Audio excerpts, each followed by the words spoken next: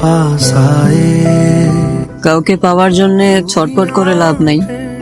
দেখবা তুমি যাকে পাওয়ার জন্য ছটফট করতেছো সে তোমারে তার অর্ধেক চাওয়ার মধ্যেও রাখে নাই।